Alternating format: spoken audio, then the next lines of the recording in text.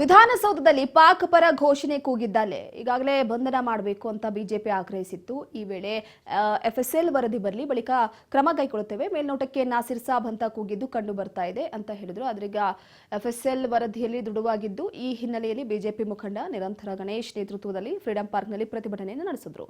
ಸರ್ಕಾರ ಪಾಕ್ ಪರ ಬ್ರದರ್ಸ್ ಬೆನ್ನಿಗೆ ನಿಂತಿದೆ, ಬ್ರದರ್ಸ್ ದೇಶದ್ರೋಹಿ ಕೃತ್ಯ ಎಸಗ್ತಾ ಇದ್ದಾರೆ, ಅಂತವರ ಪರ ಸರ್ಕಾರ ನಿಂತಿದೆ ಅಂತ ಆಕ್ರೋಶವನ್ನ ವ್ಯಕ್ತಪಡಿಸಿದ್ದಾರೆ.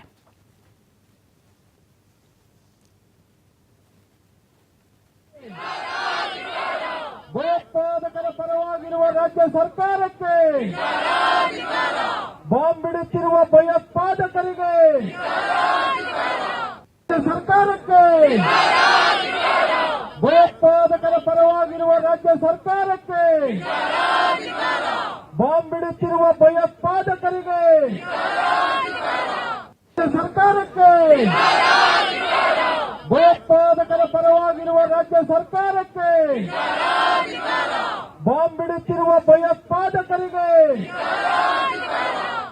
ಸರ್ಕಾರಕ್ಕೆ. ಇದಿಷ್ಟು ಈ ಹೊತ್ತಿನ ಪ್ರಮುಖ ಸುದ್ದಿ. ನೋಡ್ತಾ ಇರಿ ರಾಜ್ ನ್ಯೂಸ್ ಕನ್ನಡ, ಇದು ಕನ್ನಡಿಗರ ಧ್ವನಿ.